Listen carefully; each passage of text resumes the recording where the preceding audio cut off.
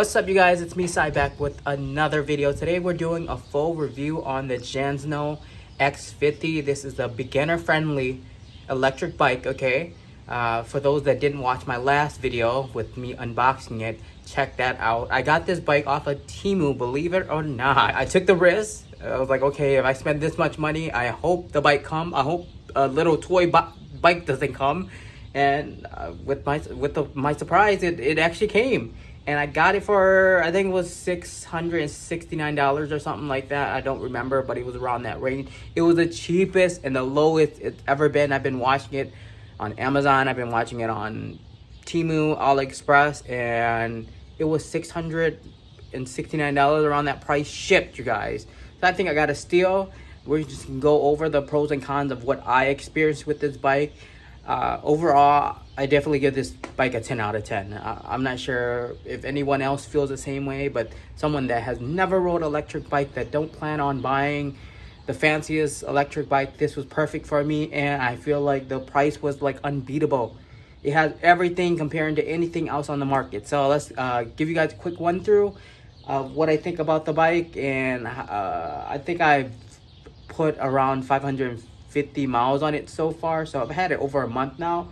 And I made another video of what I've actually done to the bike if you guys want to check that out, but I'm not going to go over that today. I'm just going to go over like the pros and cons and what I experienced with this bike. Okay, first con to this bike is the height.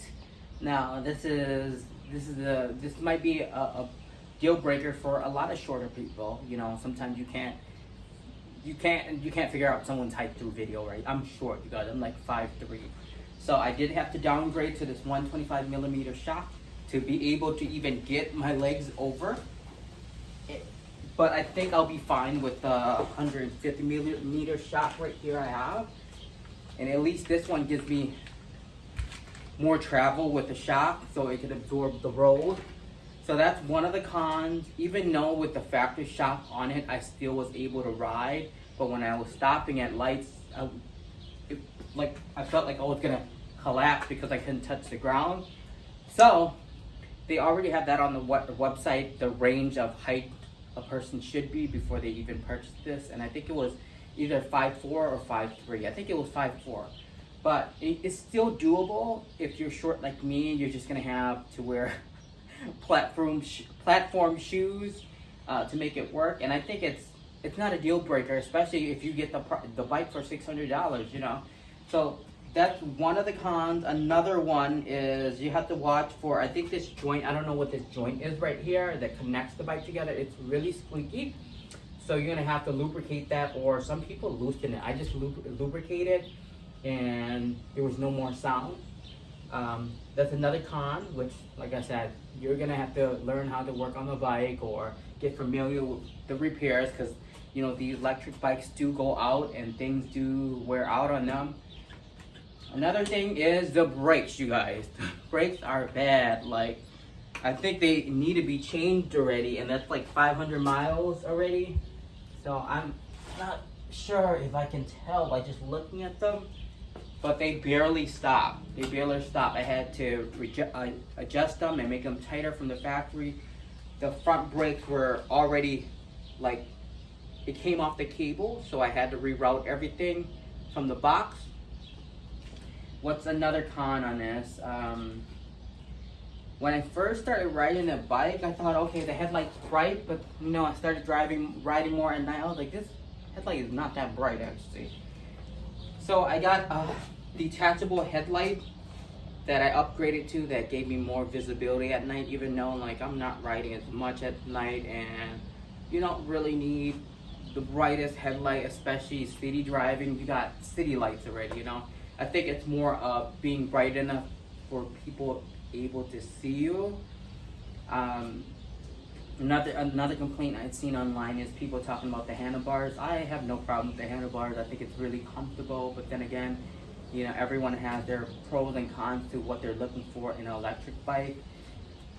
People were complaining about these signals, how they wobble, and the reason why they're wobble, the reason why they bend is so they don't break. You know, if you hit them, they're able to bend. So they're dangling right now because I put on this windshield that is pushing the side marker, I mean the signal off, so I'm gonna have to rebend this windshield. God, I feel like I had more to say about this bike, and now I don't. Another complaint is the motor being loud. It's like, it doesn't really bother me because like, it's windy. You're riding, it's windy. You can hear that, you know. You're on the road, you know. You're gonna hear the road. So I've gotten used to it, but again, I don't have nothing to compare it to. Like, I don't have another electric bike to compare how quiet another electric bike is. Doesn't really bother me. The seat was uncomfortable at first. I had bruises, you guys, on the side of my inner thighs because I think just because my legs are more muscular, there wasn't enough space here. But over time, my thighs got used to it because I complained about that in the very first video of me revealing I got this bike. So my legs got used to this. And remember, it was like really rubbing on it constantly because like I'm shorter, so I'm like trying not to tip over. I feel like that's the only con. And you know, you're gonna get mixed reviews on this bike because it's such a big production. And sometimes like the assembly is not perfect. You're gonna have to adjust certain things. I don't feel like I had any issue with putting it together. Nothing fell apart. I heard these rear tires popping. That didn't happen to me. My tires didn't go flat. Like I said, I put over 500 miles on it. And my only con is I lost the freaking battery key. I cannot take the battery key off.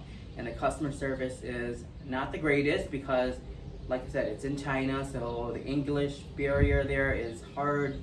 I didn't even understand what the email said.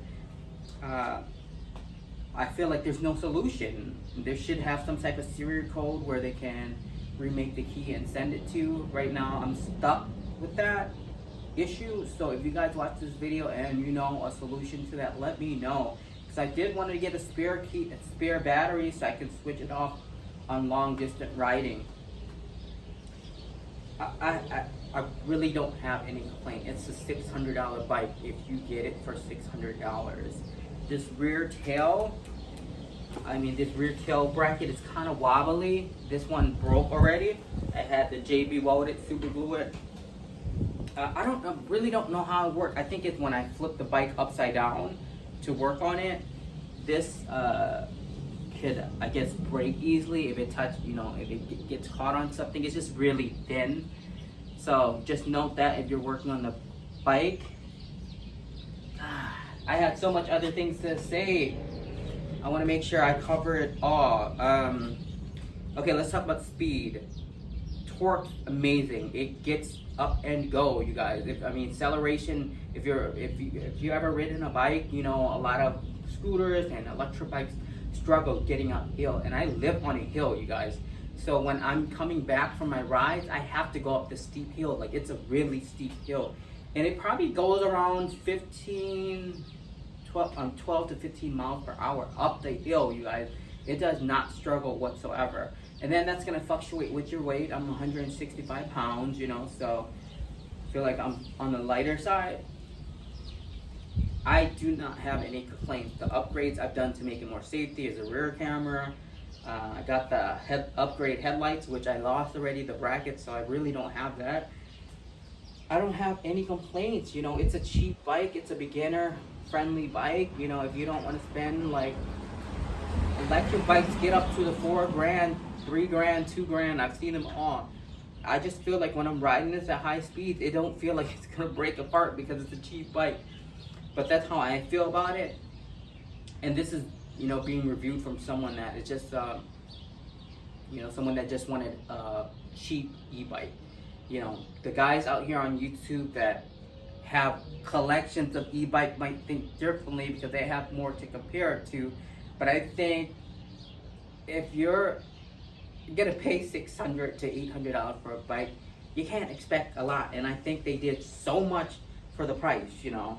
And it's upgradable. You can do an external battery on the rear seat. I've seen someone do, which I can't do right now because the bike's so low. So that's why I'm changing out those shocks today too, because I'm thinking about doing that too. But I gotta figure out how to take this battery out which sucks. And you know, once I break this key to be able to take it out, will I be able to use this battery again? It's just a lot, which is going to be a learning phase for me. I've seen people pick these batteries, so I might learn how to do that. But overall, I am happy with it. This bike will be, especially now, I see the price go lower and lower because Jansno did come out with a new model, and it's like twin motor or something like that. I was like, oh man, I want that. And the concept looks so cool. It looks so futuristic. But yeah, before anyone comes for me, I said this in the last video, the way I put this bike together, it's not for everyone. Everyone hates where I position the bag, hates the the first seat, which is coming off soon because I feel like it's a little slippery. I just wanted the bike to look different from the factory, you know, and it was something I wanted to do for myself, not for the internet the approval of the internet. But definitely taking this out, I don't have anything else to say. If I could change anything about this bike, I wish it was a lot shorter. Because I feel like if it's shorter, tall guys can still ride this bike because they're just using it, the electric, you know, feature, not the pedaling feature. Even though that's nice, you know, I was gonna buy another electric bike when I first was looking in the market. I seen another one similar to this price, but it had 1 gear only. I like the fact that this has 7 gears, so if the bike does die, I can pedal, even though it's hard as shit to pedal the bike without the motor, you know. But I have that option, so if I'm stranded somewhere, I can pedal, you know. But that's all. That's it.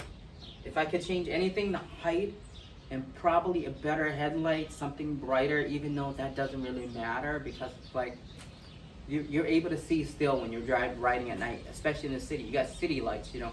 If anything, this light is meant for cosmetic reasons, for people to see you on the road, I personally think. And better brakes. These brakes are horrible. They were okay when I first got it, but I think the pads are wearing down. I don't mind the loudness because when I'm braking and I'm coming onto walkers or joggers, they can hear the brakes, so they know I'm coming. So sometimes I don't even have to use the horn, you know. But that's what I think about it. If you're seeing this video, get it.